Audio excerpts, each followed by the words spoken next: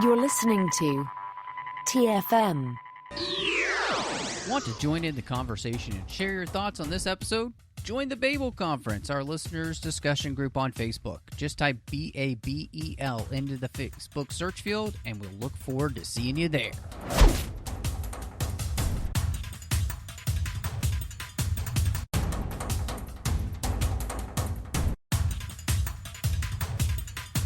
I'm here to talk to you about the Avengers Initiative, and here to talk with me about the, not so assembled Avengers, because we're going back in time, is John Mills.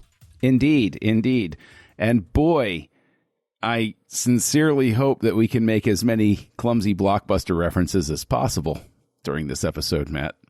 Because actually, John, I'm just thinking of how many grunge rock song references can I make? Can you please? That's what I'm thinking of. I'm so sorry that I'm not wearing my flannel today. I apologize. But I am wearing at least a soccer jersey from the home of the grunge movement, Seattle. I'll try not to hold that against you. I will also say that let's save the soundtrack talk for later, because I have some definite thoughts on this one. I have some definite thoughts on this one. Absolutely. Well, we are so excited. We've only got 2 more movies now after this in Phase 3. And just wanted to let you know, when we end Phase 3, we are going to take a break with assembling Avengers. Part of that is that it's been a long haul already with assembling Avengers. But 2, there's a lot of TV shows and stuff that come up in Phase 4, and John and I need some time to be able to digest all of that material. And so we'll definitely keep you updated. In fact, when we get to the last episode of Phase 3, we will for sure let you know, when we plan on coming back for Phase 4. But as it is now, John and I were actually talking about this today. The most interesting thing is I have no idea when Phase 4 actually ends. Never. And Phase 4 will never end. Apparently. And as I'm looking at it now, Phase 4 is going to be longer than Phase 3, with WandaVision, Falcon and the Winter Soldier, Loki, Black Widow, What If, Shang-Chi, The Eternals, Hawkeye, Spider-Man No Way Home, Doctor Strange and the Multiverse of Madness, Moon Knight, Miss Marvel, Thor, Love and Thunder, Black Panther, and should I forget, most likely between somewhere of Thor and Love and Thunder and Black Panther, we're probably going to have She-Hulk in there as well. And that's not even the end, because we still haven't had Ant-Man 3. We haven't had Guardians 3. Oh my gosh, that's right. Ant-Man 3 and Guardians 3 are 2 movies I'm actually really looking forward to. They're not even slated yet. I think it's 2023 is when those are supposed to see the light of day. 2023 is going to be a busy year for Marvel then.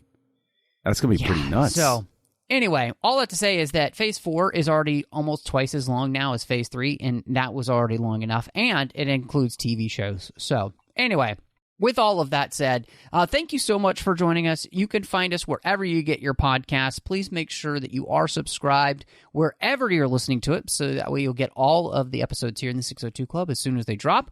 You can also find us on Twitter at the 602 Club. You can find us on Instagram at the 602 Club TFM.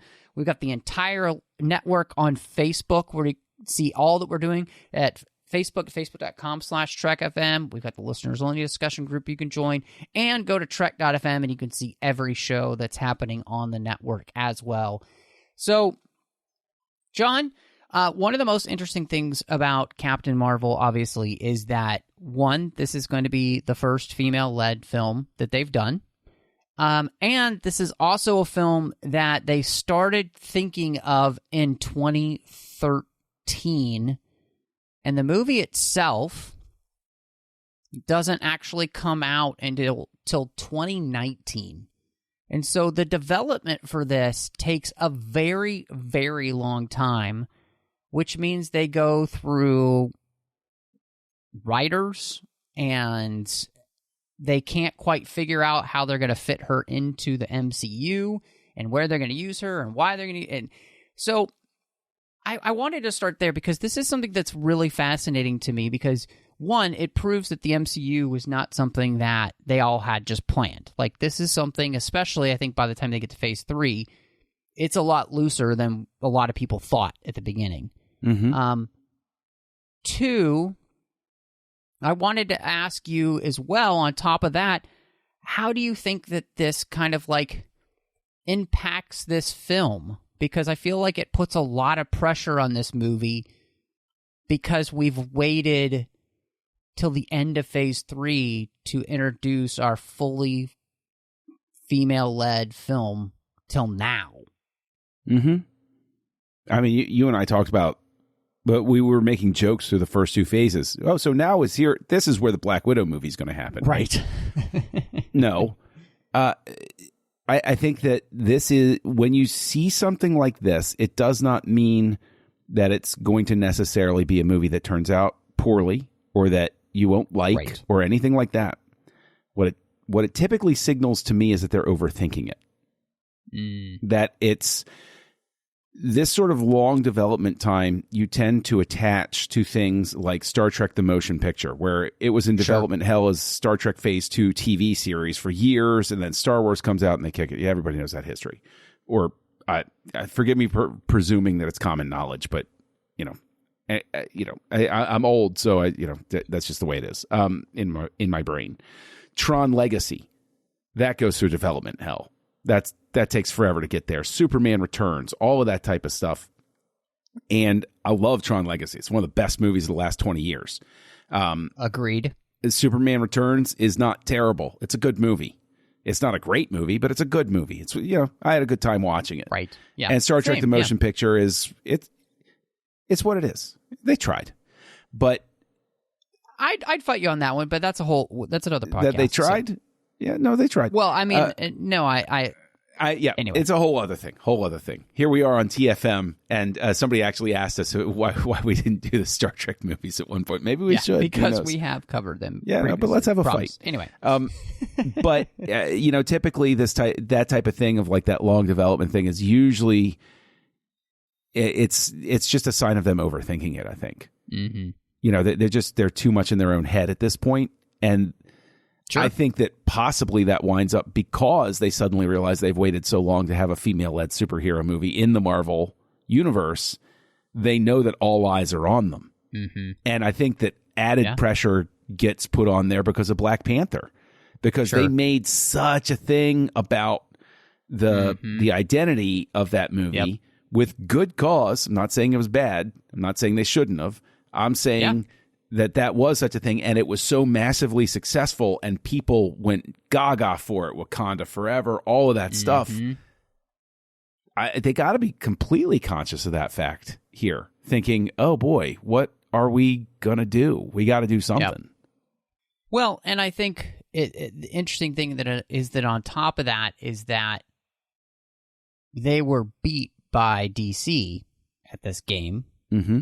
With Wonder Woman, which was a thoroughly successful film and, got great ratings. People loved it. And so I think that was another thing that really put the pressure on here. But the most interesting thing about all of this, and regardless of the fact that this is going to be the first female-led film, I think what is interesting is that they didn't really have a clear picture as to how she was going to fit into the rest of the MCU in the first place. And I think that's the thing that is one of the things that I think stands out the most throughout the entire film is that this doesn't feel fluid in the way that we are introducing the character. And she does feel very divorced from the rest of the MCU. And then as a character herself, moving forward, she is going to continue to feel that way because of the way that she's portrayed in this movie. She actually becomes a hindrance, I think, rather than a help to them when they're going to do something like Endgame. I completely agree.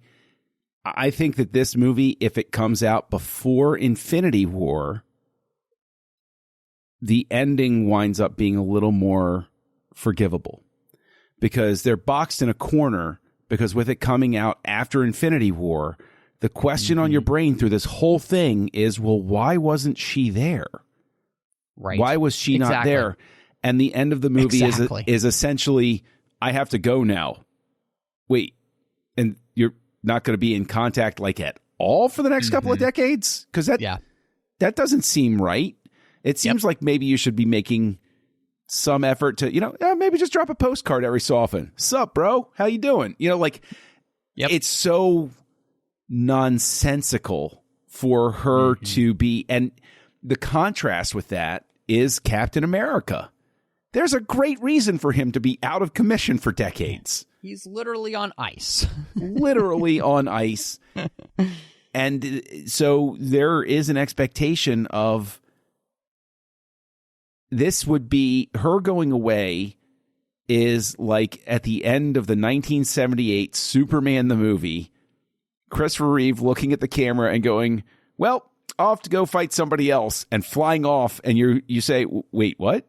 No, you're here. What? Wait, that's not a good reason to go. Big gulps, eh? Well, see you later. Yeah. I think, it's funny you mentioned that, because one of the things that my wife, I turned to her after we finished watching the movie, and I asked her, what she thought. She's like, well, this was her opinion, so I'm not getting to mine yet. But she said, well, that was a subpar movie.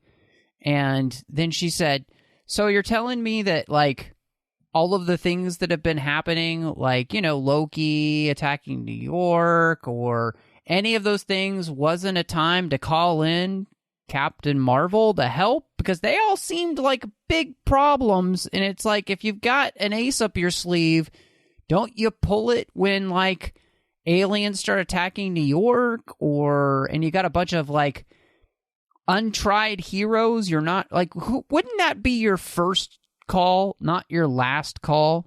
I would your wife has a terrific point, especially because of the tie-in with the Tesseract.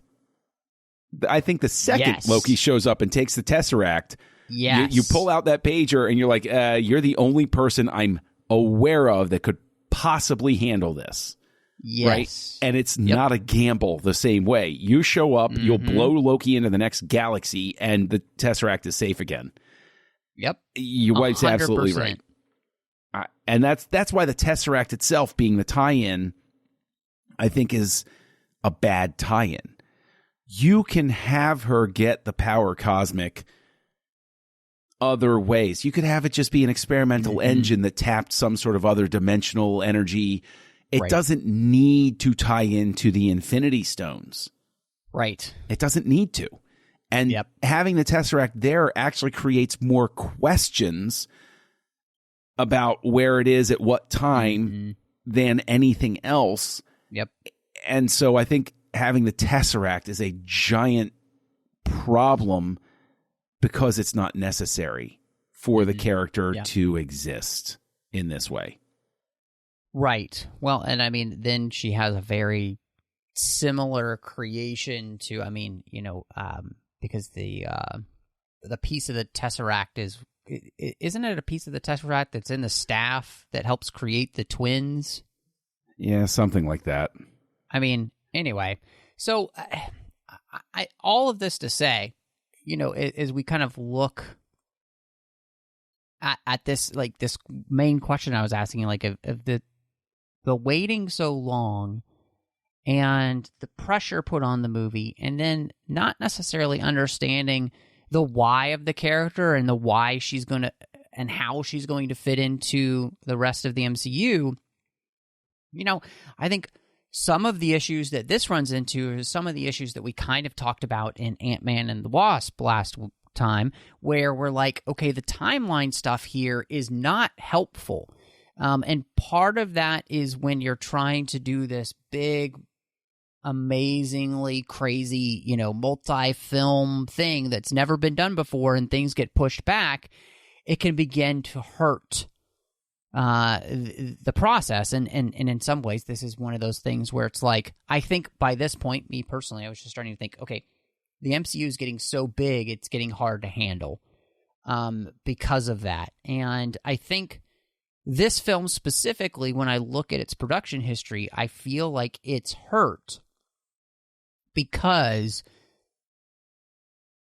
the movie doesn't have a good enough why for her to exist in the first place, but then why to exist in the larger MCU. And with the type of power that she's going to have, what are the ramifications of that going to be for the rest of the MCU as a whole? And yeah, so let me be extremely bold here. Extremely bold. Use the Tesseract if you want to. That's fine. But lose Ronan.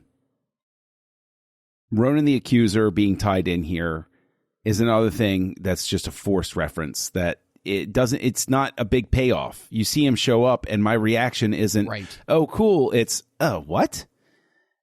I don't want Ronan here. Ronan is a part of a different story. Ronan's already dead. I already know Ronan's story. I don't want to waste time with him anymore. Let's give her somebody new.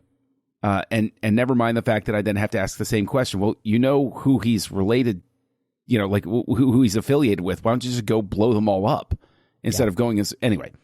Anyway, that's traveling down the rabbit hole sort of thing. I think that there's just additional structural stuff that what they really should have gone for here, and there is a clean way to do it, is the Tesseract and the Ronin stuff very much feels Starkiller base. It's not really necessary to The Force Awakens to have Starkiller base. And a lot of this stuff doesn't feel very necessary to Captain Marvel. It's necessary to the MCU, but it's not necessary to her. So they're doing a disservice to the character by shifting the focus away from her to what her place is in the larger narrative. And that's not fair to the character. It's additionally not fair that I love to go after this sort of thing. I honestly see a way that you could assemble and re-edit this in such a way that it becomes a more enjoyable film. And well, let's go to then John's assembly of this Avenger. Release the John cut. Exactly. Okay. I don't have all of the answers, obviously. But while I was watching it this time, this is only the second time I've watched it. And while I'm watching it, there's a scene where she's hanging upside down and her brain is being scanned by Ben Mendelsohn and company. And you see these flashes of memory and you hear people talking and it's very disorienting and the camera turns and she's upside down. She doesn't know what's going on.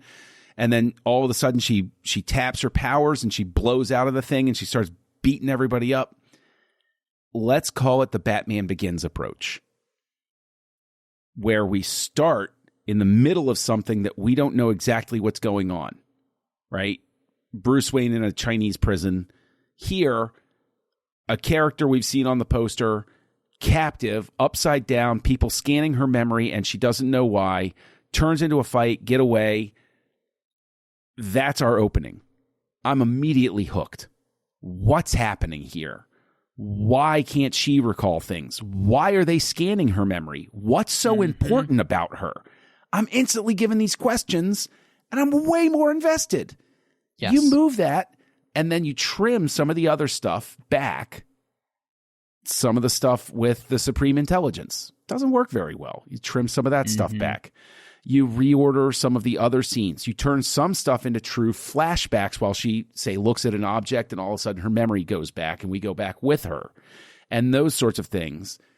And so the whole thing becomes like a Christopher Nolan type of approach to all of a sudden the timelines converge at the end. She's our hero. And it's the regaining of her memory and everything coming together. That's our big triumphant emotional beat as she reclaims her powers and beats the bad guys.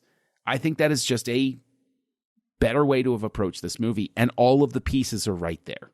That's my pitch. Yeah, I really like that idea because I do think, and I'm not always as much of a stickler for construction of a film the way you are, but I do think that this film, it finds itself more confused by the way it's trying to tell the story than competent. And part of that is because it wants to have it both ways. Like, it wants to kind of present this nonlinear storytelling without really being nonlinear. And it doesn't lean into one side or the other enough. And therefore, I think that's where, like you said, the Batman Begins or the Man of Steel type of structure works so much better in that. And I think you're 100% right that if you start off like that, it's really bold. It's basically how they start off Thor Ragnarok, right? Like, he's in the middle of this thing and you're trying to figure out, like, what's going on? Why is Thor here? What's happened? You would absolutely want that. And I think that also helps with her and her memory problems too. Like, it makes that more interesting. Because the way that they set it up, I don't know if that is all of that interesting of a story as well. So the structure doesn't lend me to really question, like, why she can't remember any of those type of things that well to make it an interesting mystery. It just more feels like, maybe this is a wrong way to put it, but it just kind of feels like a perfunctory story beat. She doesn't have her, and instead of make a wonder why she doesn't have her, So I think that that's something that they just didn't work on well. And part of that, I think, comes back to the beginning of the conversation where we talked about all of the problems that they had with, getting this movie finalized and lots of different people writing the script and everything. And it just doesn't feel like they put their, best foot forward. And I think this is a place to which we lacked the vision that some of the best directors in the MCU have had, where they had the character, they were the ones helping create the script, and then they put this through. Obviously you think of Iron Man and, Civil War and Winter Soldier as being the ones that just clearly have this story idea, this vision that really just flows through from start to finish. And part of that seems like the director. Iron Man 3 obviously is an example of that too with Shane Black. Black Panther that way with Ryan Coogler. Yeah. And even we talked about Ant-Man, even though it didn't come from Peyton Reed, he clearly has an idea of what he wants to do with that movie, and he makes it work. So anyway, all that said, I think that this is just one of those places where this committee type of filmmaking doesn't work very well. And so I think your idea of restructuring the film like that, it's not like you're changing anything in the story. You're just restructuring, and you end up with a completely different product like that. And I think on that, I love it. I think it would have been great. Oh, good. I'm glad. Yay.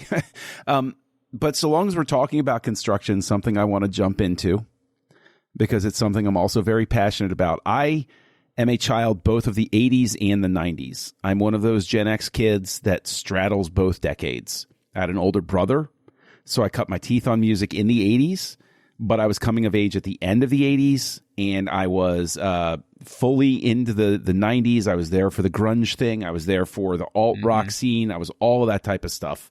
I was there for the rise of rap. I was there for all of that stuff. Doesn't make me special.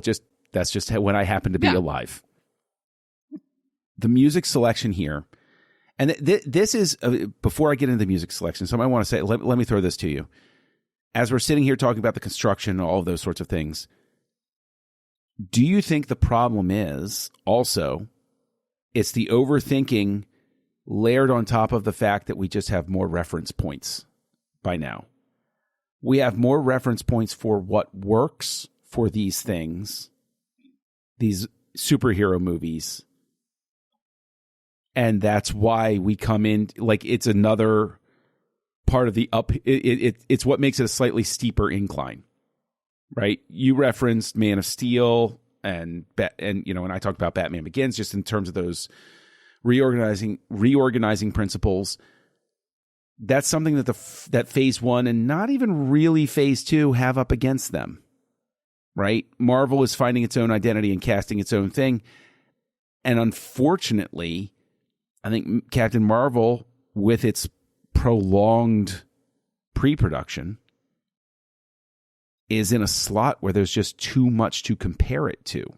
Does that make sense, or am I reading too much into it? No, and I think that does come into play with the choices that they make with the needle drops specifically, as to kind of where you're going. And part of the frustration with that, I think, in the film is that Iron Man 2 clearly put their stamp on what Tony Stark's music tastes are, with AC/DC and the like. Guardians and Guardians 2 have given us the best mixtapes, and James Gunn is very, very good at that. I think of like him and people like Zach Braff, who were just able to create really iconic soundtracks that are basically just mixtapes of things that they love. Here, you're obviously playing in the 90s, but the problem is the music has no connection with the character herself.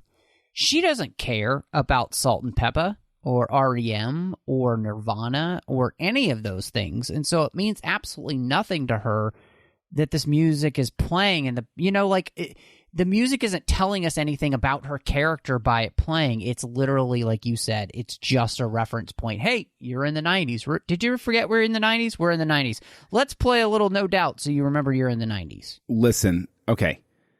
This is what really gets under my skin, right? Is I know that part of the mission statement of this film is to celebrate the contributions of women to culture and popular culture in specific, which is great. That's absolutely admirable and absolutely a great thing to do.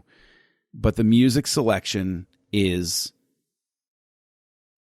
just, it's flat. It's, to use a word you used earlier, perfunctory, right? I don't know how you have a movie about a woman character set in the 90s that doesn't even have a Liz Phair reference or an L7 or Tori Amos or Indigo Girls or The Breeders or Juliana Hatfield 3 or Lauryn Hill or, Slash the Fugees, right? Like, it sort of blows my mind because they're the easiest music references to make. And I'm using the word easy because I don't want to be mean and say lazy, but they kind of are. I think you could throw just a cheeky Spice Girls song into there. That when she's talking, okay, instead of Come As You Are, the needle drops. And listen, before anybody rolls their eyes or says Spice Girls, they sold 18 million copies. Okay? 18 million copies of their first album. They were a worldwide smash sensation. They would have been perfectly contemporary to have something like Two Become One playing on that record player. Nobody wants to admit that the Spice Girls were huge. But trust me, the Spice Girls were huge. The Spice Girls were unavoidable. I collected the Chupa Chup wrappers, okay? Judge me all that you want to. I went to the concert. I did all of these things because the Spice Girls were huge. That is just an example of if you lean into the music choices a little bit more, and to your point, have them talk about the character, then these music choices are much more essential and useful to the movie. And that, let me put my soapbox away. Sorry. No, I mean, again, I think, when you do a needle drop a lot of times in films, it is to say something about the character and the situation that they're in and all of those type of things, which, again, I harken back to what you do with Guardians, especially, and of course then what you do in the Iron Man films.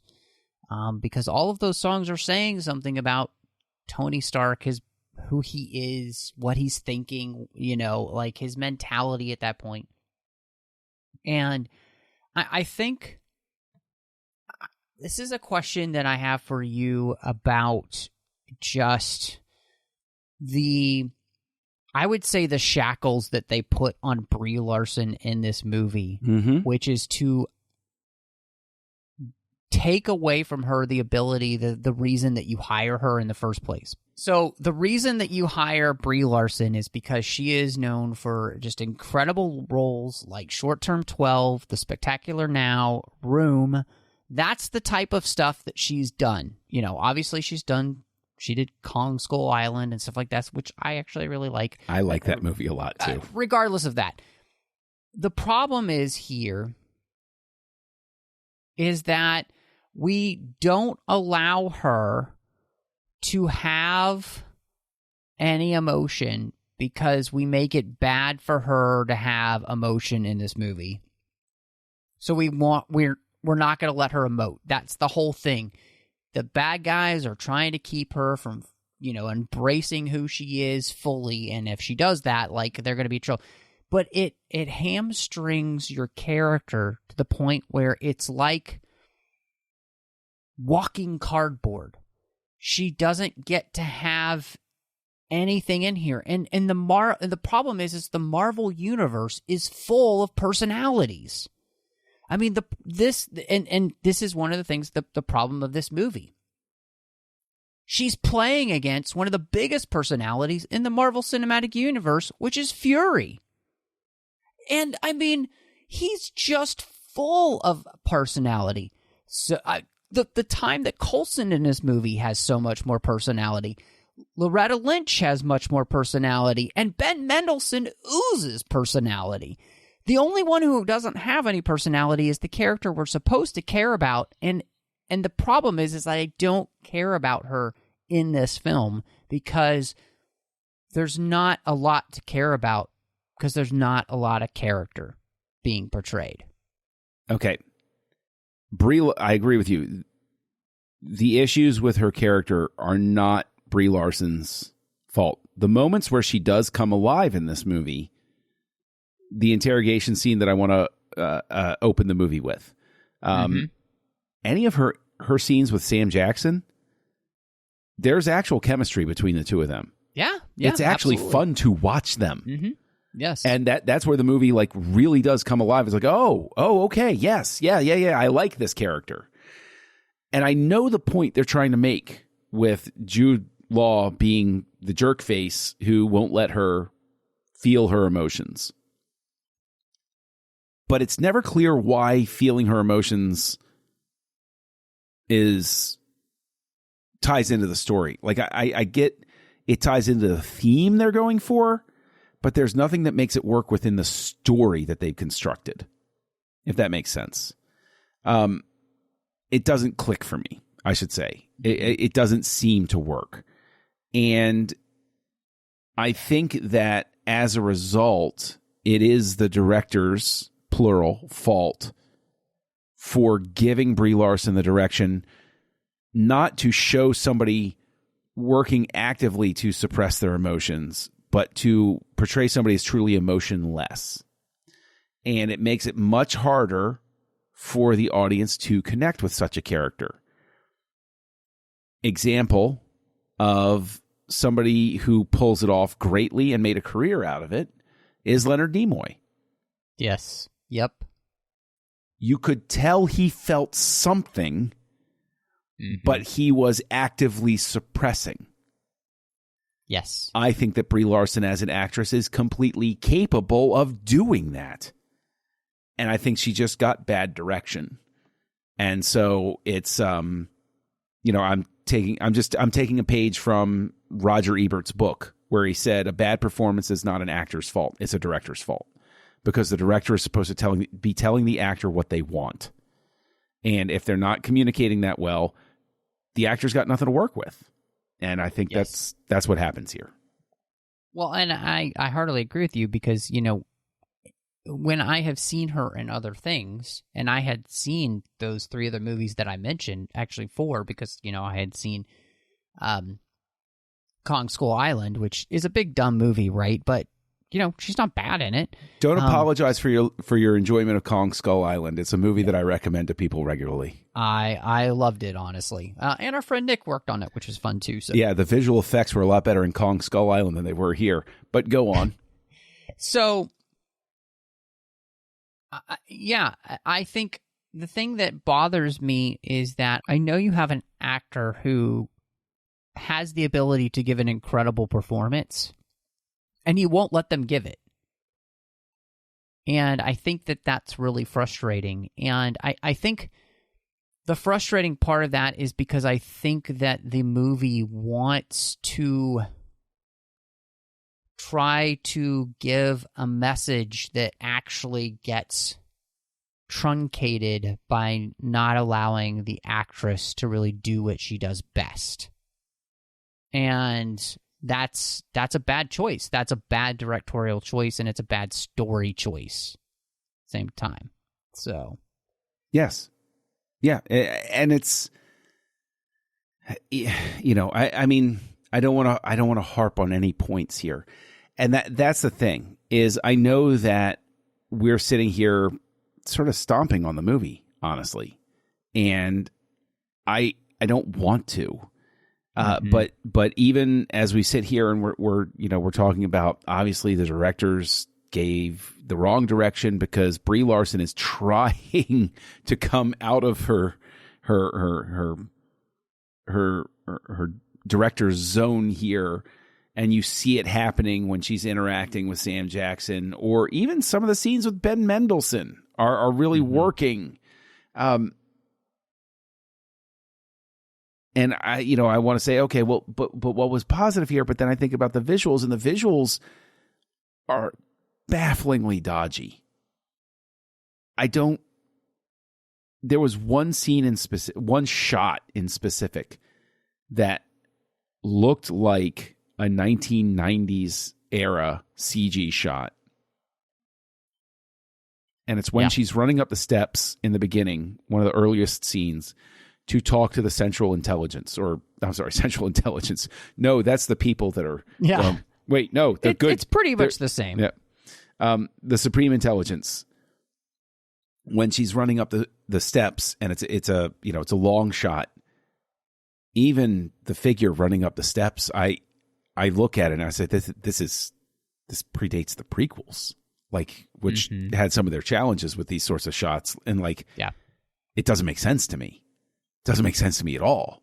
And there are, even when she lands in the blockbuster, and I look at it and I say, why is that entire thing CG? It doesn't make sense. You could build that awning. What? Why? Especially considering the fact that so much happens around that blockbuster. Would it have killed you to build that awning so that it was it would have sold the scene better? So, but the thing is, it's more inconsistency than anything else. The visual work with Sam Jackson, the de-aging, it's great. It's great. Although he should be balding the way he was in real life, because it would have looked more real to me, honestly. So, yeah, I mean, help me out here, man. What works for you here? What's clicking? Let's pull out of the nosedive here. What's going on that works, that really clicks for you here? I think the thing that works the most for me, and this is interesting, is I think Loretta Lynch is really good in this movie as Maria Rambeau. Not only is she very good in the movie, but I think she does a fantastic job of portraying somebody who is trying to deal with the insanity of the fact that the person that she was so close to is back from the dead and was in space. And just the emotion, I think that's the thing, is she's able to give the performance that Brie Larson doesn't get to give, because she gets continually told to pull things back, it feels like.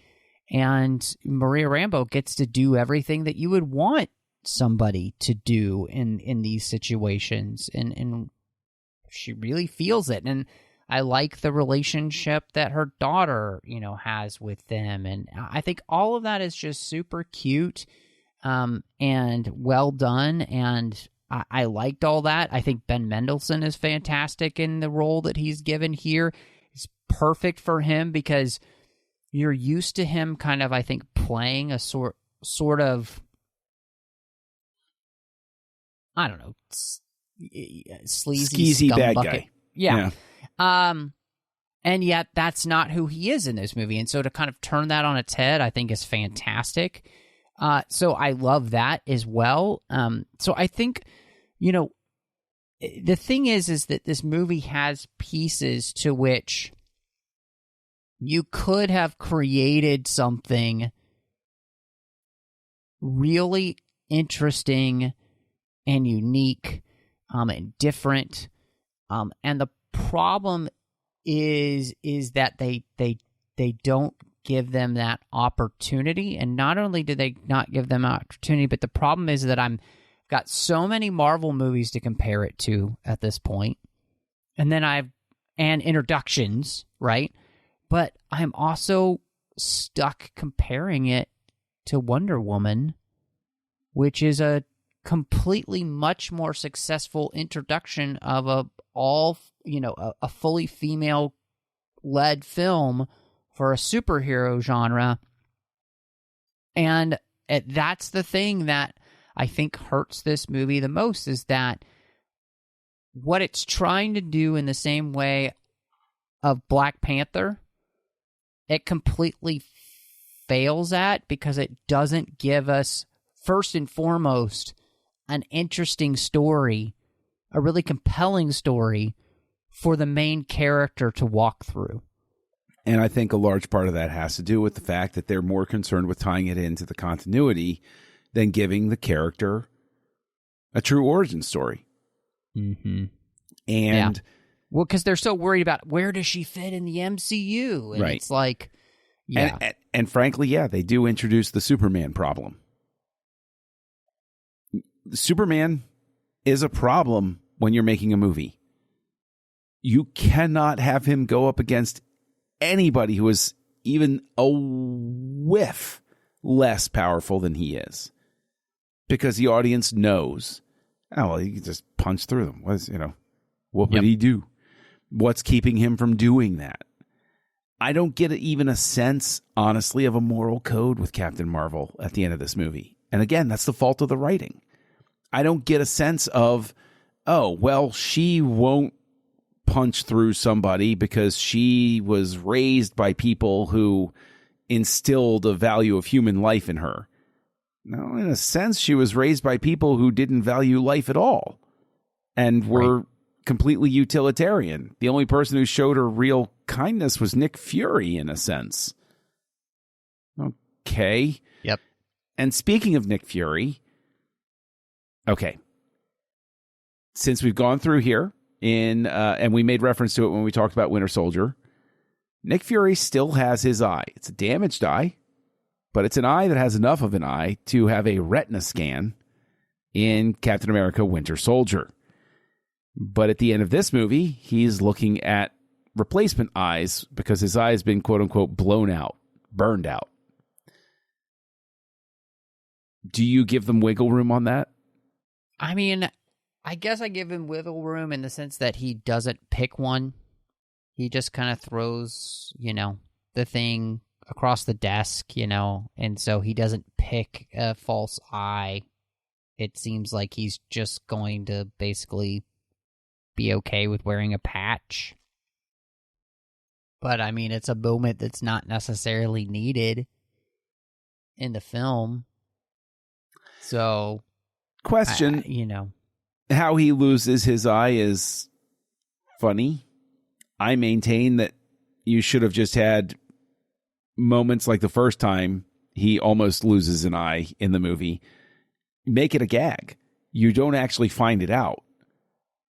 It's almost as if he's cursed. He keeps getting hit in that, near that eye. And every time as an audience, you're like, he didn't lose his eye there. I think that's a much funnier gag to carry forward than Space Alien Cat scratches him. I agree with you. I mean, I think it's more fun to never show how he loses his eye than to show how he loses his eye. I think it's a better gag, and it's one of those things that like is a consummate of this MCU, is that Nick Fury lost his eye, and it's kind of like the Joker. Do you want to know how I got these scars? Yeah. You don't know, but you have a lot of close calls that it's almost, and I think that would have worked a lot better for the film. And I want to go back to the fact that I think, the work on Nick Fury isn't bad, but like you said, both of us grew up in the time period of watching Samuel L. Jackson in that time period.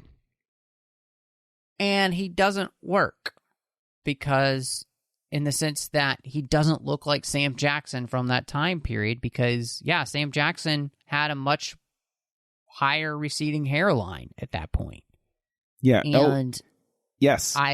So I think the work that they do, it's like, well, it's good, but it's not great because it doesn't completely fit. And the thing is, you can easily say, oh, well, that's not being fair. This is Nick Fury. This isn't Sam Jackson. I get that. But also, hair is still your touch and go piece. Hair is still the trickiest piece to get, I think. There may be visual effects people that are rolling their eyes. If any of you are listening and you're saying, oh, boy, this guy doesn't understand eyelashes at all. Or, oh, does he even know anything about nostrils? Fair. I get it. But that hairline, I mean, for me, it's a quibble, though, because I think that the de-aging in general is really well done with him.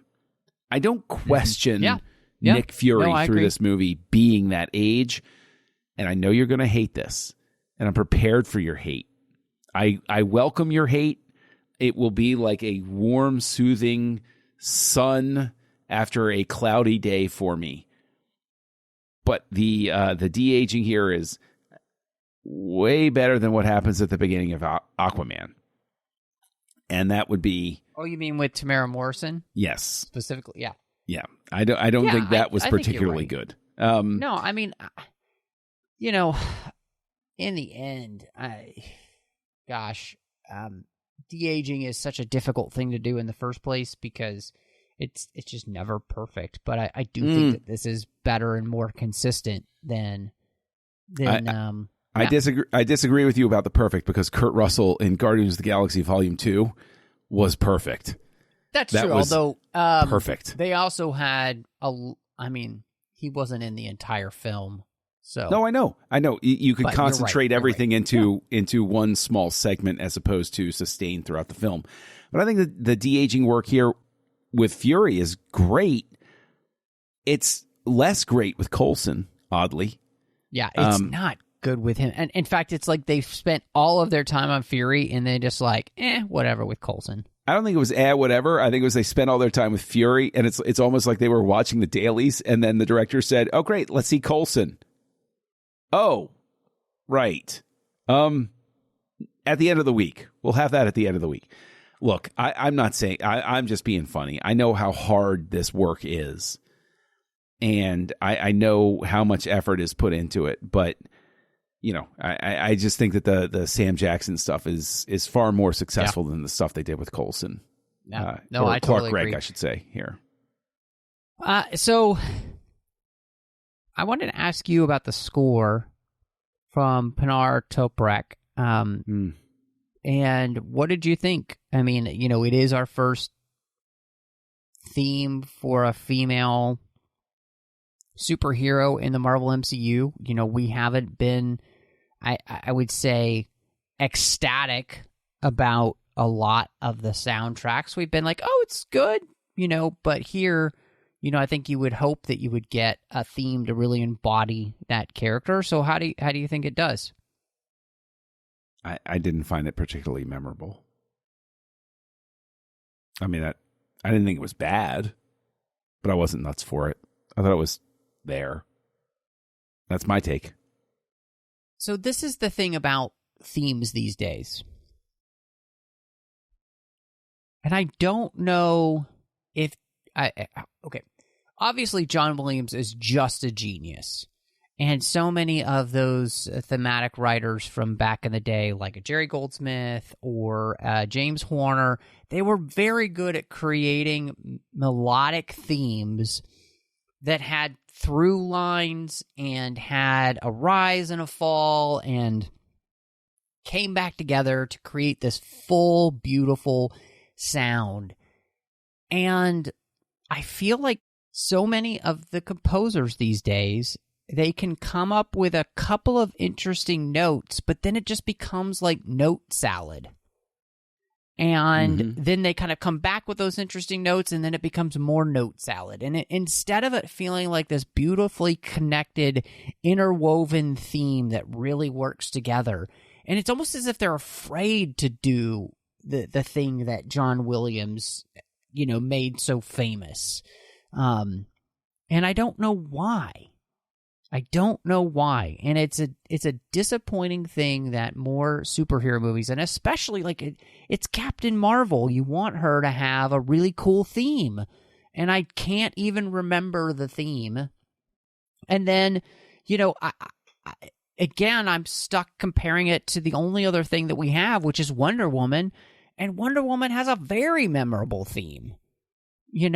One that she didn't even get in her own movie, and I know you don't love, but you love its presentation more, I think, in her own film than you do in I go back and forth on Wonder Woman's theme, but it is memorable. But at least it's there, right? I mean, it is a memorable theme that you know and you can hum. Like, if I asked you to hum it right now, you could do it. Like, you can't do that with Captain Marvel, and honestly, you probably can't do that with any MCU character except for the Avengers theme itself. The end credit, the theme in Iron Man 3. Tyler Bates's work is in my brain. And I think I could probably recall some of Ant-Man, but I don't know, man. It's tough because this is one of those things where I don't want to be too heavy-handed with Captain Marvel. And I know that there were people that truly enjoyed this film a great deal. I mean, it made over $1 billion, so But what I would say in response to that is it feels almost like that's a gimme with Marvel.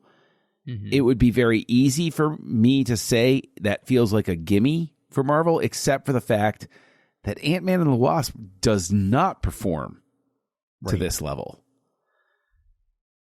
And the thing is, I think both of them are plagued by the same sort of problems. It's just that Ant-Man and the Wasp is a little bit, not even a little bit. Ant-Man and the Wasp, it's just Peyton Reed gives so many more enjoyable moments that lift up the rest of that movie. And I just don't. Yeah. I think what it comes down to, honestly, and forgive me for saying it if you have to forgive me for saying it, is you just need a different director in the chair here. I do. I think that you just need a different director. Because I think in a different director's hands, somebody who's a little bit closer to the auteur scale, and you know what? You made the reference. Ryan Coogler. That is a director. He sits down. This is what I'm doing. This is what I'm going for. This is what this movie is going to be like. Boom, you get Black Panther. Jon Favreau. Boom, you get Iron Man. Patty Jenkins. Boom, you get Wonder Woman. I don't feel like I had directors here who were that. And I think this movie needed that. Well, I mean, they have a hard time finding the directors for this film in the first place. And it's two directors. It's Anna Boden and Ryan Fleck directing together. And I think I'm gonna put a lot of the problems with this film down to them, as well as the the writing of the story in general. I just don't think it's up to snuff, and it's very clear. I think that that's the case because the movie just doesn't hold together very well, and it's not memorable. I think the thing that I would say about this movie the most is that it's utterly forgettable, and that is not what you want from this type of film. And so I guess what I come down to here, John, is what are you going to rate Captain Marvel? I am fully prepared, and I am holding my desk for emotional support right here. I would ask for everybody to understand that I'm not a terrible person, and I try my best every day to be good and even be better. But I got to give Captain Marvel 1 star. It fell a half star on this viewing. It got 1.5 on my first viewing. There are too many fundamental problems with this movie. None of them having to do with the cast. All of them having to do with the script and the editing and the direction. That cannot be overcome for me. This is 1 star. And in fact, as I was soul-searching and giving it this rating, it caused another movie in the MCU rankings to lose half a star because I realized I had to be honest with myself in my assessments. Wow. Do you want to tell everybody what that is? Because I'm fascinated now. You're about to find out. Don't you worry. Okay. This lost a whole star for me in the rewatch. It was at 2.5. It's 1.5 now. And part of that is just because I don't think the movie is very interesting. And in all honesty, isn't that one of the worst things you can say about a film is that it's just not very interesting? Yes. And at least at least Thor Ragnarok makes me feel anger. Right? But this movie just makes me feel nothing. And that's a problem. So with that, John, now I'm super excited to hear your rankings and to see which one lost half a star. It's actually 2 lost half a star. Woo! Yeah. Buddy! Yeah, everybody hold on to your britches. Oh, don't worry. They're on the lower end of the scale to begin with, so don't worry about that. All right, so here's my obligatory MCU list. Captain America, the Winter Soldier. Will it ever be dethroned, folks? I don't know. No. Iron Man 3. Ant-Man. Guardians of the Galaxy Volume 2. Iron Man. Black Panther. Guardians of the Galaxy. Doctor Strange. Captain America Civil War. Captain America the First Avenger. Ant-Man and the Wasp. The Incredible Hulk.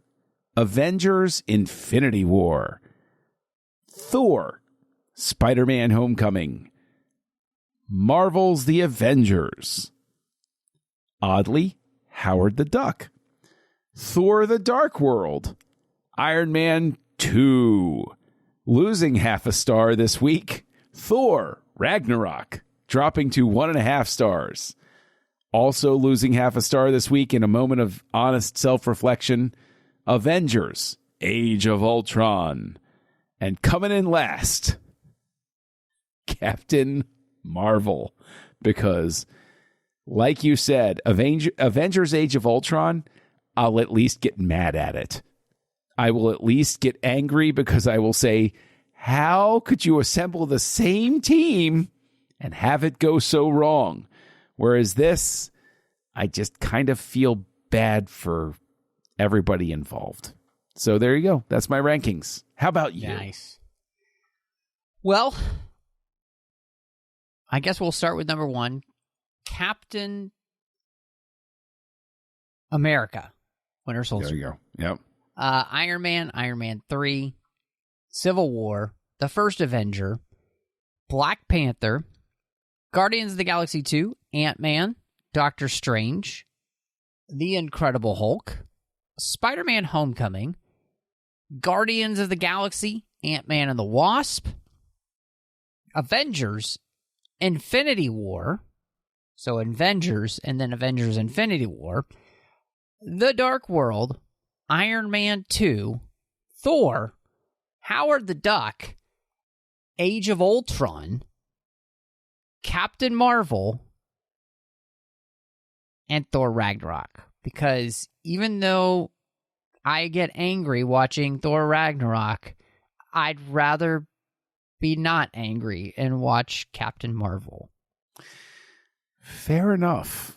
And they're the same rating, so it's just, I'd rather have something that, at least we got some nice Fury Captain Marvel moments, so... Let me ask you one teeny tiny question. You had never seen Howard the Duck before this, right? Given its reputation, did you ever think that it would not be dead last on your list? I had no idea. So fascinating, obviously, to watch it and realize, no, I'd rather watch that than Age of Ultron or, Captain Marvel or Thor Ragnarok. Yeah. So how crazy is that? Yeah. I never thought that would happen. So what a world we live in, Matt. What it's amazing. A world we live in. Which is why we do this show, because it's been so much fun revisiting all of these Marvel films. So next time, it's the granddaddy of them all, Endgame. But before we get there, John, if anybody wants to see your Endgame, where can they find you online? Well, look up my Endgame online as Kessel Junkie, KESSELJUNKIE. As we record this, I'm taking one of my sabbaticals from social media at large, but I'm out there still on Goodreads and Letterboxd. Let's connect. Let's have fun. I warn you, I have no barriers when it comes to books and movies. I will watch anything, no matter how controversial, and I will read anything, no matter how controversial, because I just like to go out there and just sample stuff. And you can, of course, find me co-hosting 2 shows on the Nerd Party Network. The first one is called House Lights, where we look at the work of directors, by decade or by entire career or what have you. We have all sorts of fun combinations. And co-hosting another delightful little show about Star Wars called Aggressive Negotiations, which I co-host with you, Matt Rushing, and also Snyder Cuts, which I know you're going to talk about here on the 602 Club. Yeah, of course. You can find me all over social media under the name Matt Rushing02. That's Twitter, Instagram, Letterboxd, Vero, all of those type of places. And of course, like John said, here in the 602 Club feed, you can find Snyder Cuts as well as what we've got with Assembling Avengers, and of course the main show with everything else we're doing there with Christy Morris. So I hope you will enjoy that. Check that out. Subscribe so you get all of these shows in one place. You can also find me here on the network. I've got a few other shows. One is called The Orb, Literary Treks, Warp 5, and The Artificial Tango. The Orb is about Star Trek Deep Space Nine. Literary Treks is about the books and the comics of Star Trek. Warp 5 is about Star Trek Enterprise. And The Artificial Tango is about Star Trek Picard, as Chris Jones and I walk through Season 2, which has honestly been delightful so far. And then you can find me over on the Nerd Party Network. When I didn't do Aggressive Negotiations, I was doing Owlpost with Drea Kaufman, which is a Finnish show, and that was all about the Harry Potter series, one chapter at a time. But as always, thank you so much for joining us. Avengers!